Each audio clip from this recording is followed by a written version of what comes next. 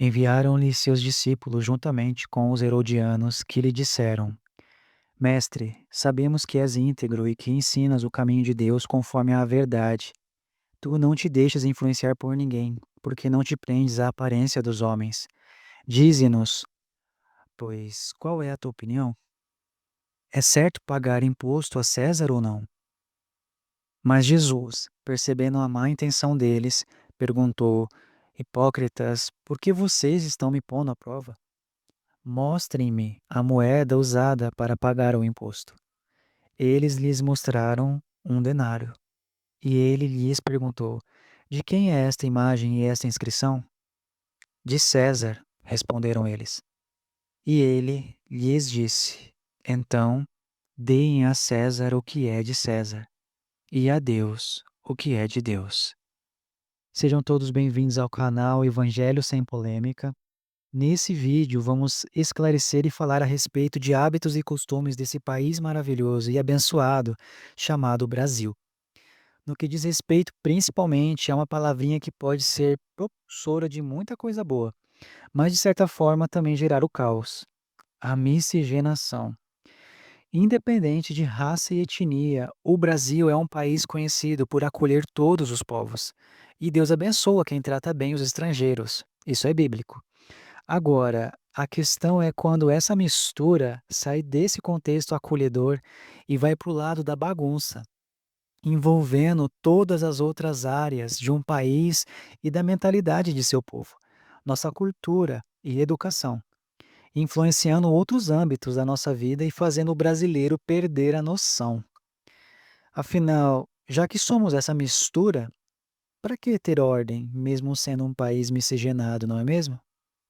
Se o respeito existe justamente por existirem tantas diferenças e adversidades na sociedade, então vamos misturar tudo e fingir que tudo é igual, assim a gente não precisa respeitar.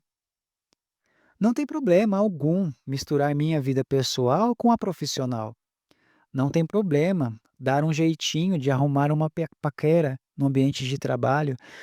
Não tem problema misturar política e religião, ou misturar todas as religiões em uma única cerimônia, que, claro, vai prevalecer sempre o que está na Bíblia.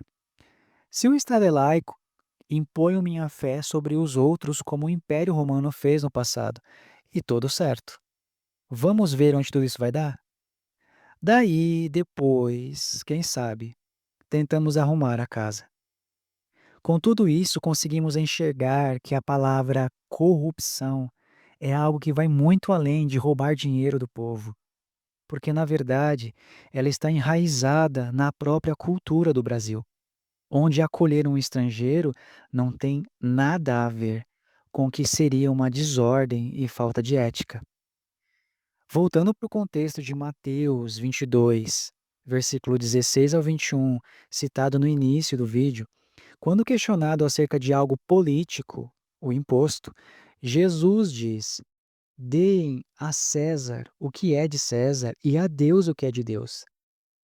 Sabemos que a Bíblia é cheia de política, principalmente no Antigo Testamento, mas aqui temos uma direção bem clara do Senhor sobre muitos estarem usando seu cargo religioso, por exemplo, para se promoverem em candidaturas eleitorais, quando uma coisa não tem nada a ver com a outra. Afinal, além de estarmos no período da graça, não mais no tempo dos reis, estamos no século XXI. Ah, então o cristão não pode seguir carreira política? Ninguém está falando que não pode. O problema é a forma que estão fazendo isso. E não estou falando que para ser político ou ter qualquer outra profissão, você precisa deixar de ser cristão. Mas precisamos aprender a ter sabedoria e ética. O que vemos muitas vezes é a desordem por se misturar as coisas. Civil religioso, com a desculpa ainda de estar reinando em Cristo. Tudo para não precisar pagar o imposto que inclusive foi citado no Evangelho. Que ironia do destino, né? Que acabou pegando os cristãos ricos e proprietários de empresas. Enfim, um exemplo de como o brasileiro tem essa mania de misturar as coisas é quando lemos o trecho de Atos 2, versículo 44 ao 45, sobre a igreja primitiva, que diz o seguinte: todos os que criam mantinham-se unidos e tinham tudo em comum. Vendendo suas propriedades e bens, distribuíam a cada um conforme a sua necessidade. Hoje, se pregarem esse trecho numa igreja, vão chamar a pessoa de comunista.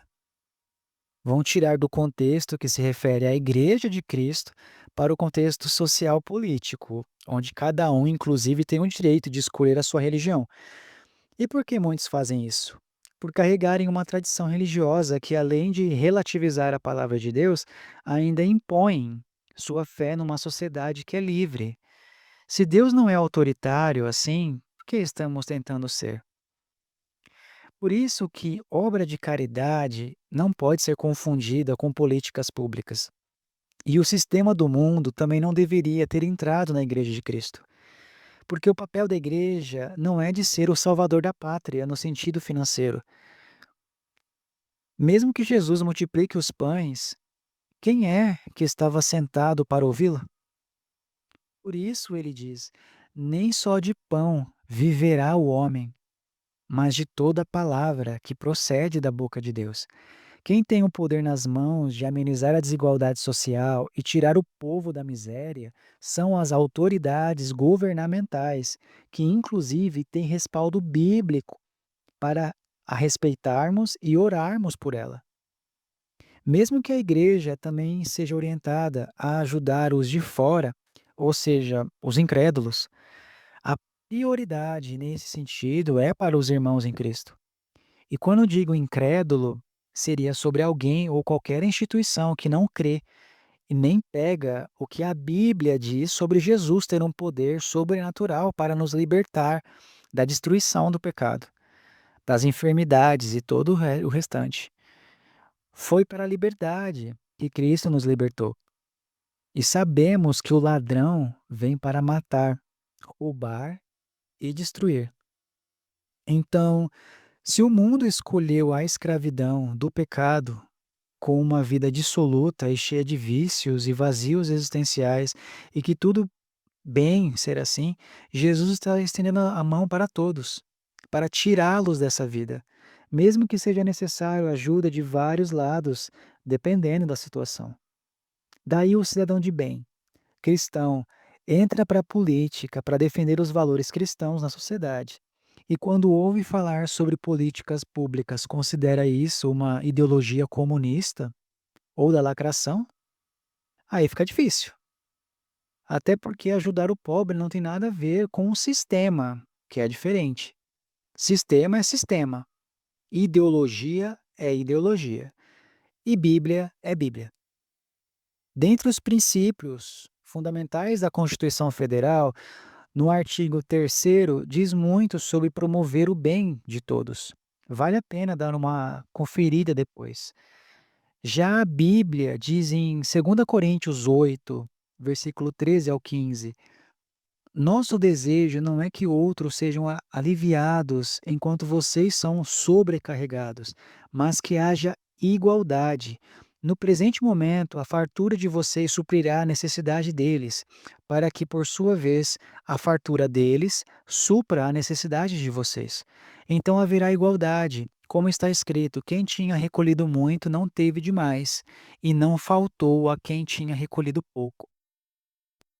Diferente da Constituição, esse trecho bíblico se refere aos irmãos em Cristo, não à sociedade de ímpios, sociedade que inclusive está entregue à devassidão. Depois de ler ambas as citações, a da Constituição Federal e a de 2 Coríntios 8, 13 e 15, será que vamos continuar querendo misturar as coisas? Política com religião? Já que o Estado é laico, e cada um tem a sua família da fé, agora ficou mais fácil de organizar e termos nossas prioridades para praticarmos caridade?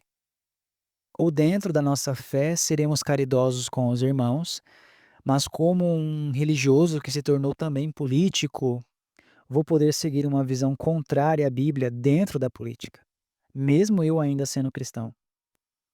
Já que é para separar as coisas, fé, que é algo pessoal, da carreira política possa escolher visões opostas em que muitas vezes nem a Constituição é respeitada? Fica aqui esse exame de consciência e que o Espírito Santo de Deus nos ajude a alinhar, ou melhor, separar e organizar tudo isso até a volta de Jesus. Até porque, para entrarmos em seu reino, precisamos obedecê-lo, mesmo que isso inclua também a lei dos homens e a Constituição, que de certa forma também está alinhada à justiça de Deus, principalmente quando falamos sobre o amor ao próximo. A diferença é que na lei dos homens, quando se comete um crime de ódio, por exemplo, ou qualquer outro, isso será julgado no âmbito civil. Quando pecamos contra Deus e nos arrependemos, pela fé no sangue de Jesus, somos justificados porque estamos na graça, não mais no tempo da lei. Porém, isso se refere ao espiritual. A lei dos homens, civil, ainda existe e precisa ser respeitada. Isso independente da religião que escolhemos seguir. Por isso, a palavra de Deus diz: não se deixe enganar, de Deus não se zomba, pois o que o homem semear, isso também colherá. Quem semeia para a sua carne, da carne colherá destruição. Mas quem semeia para o Espírito, do Espírito colherá a vida eterna. E nisso podemos descansar, crendo que se a justiça dos homens falhar, a de Deus, o único capaz de sondar as intenções do coração e conhecer toda a nossa história, não falha. Seja nesse plano ou no próximo, todos seremos julgados. E sobre isso não precisamos temer, por estarmos na nova aliança e em seu amor. O temor a Deus que recaia sobre os ímpios. Fiquem com Deus e até a próxima.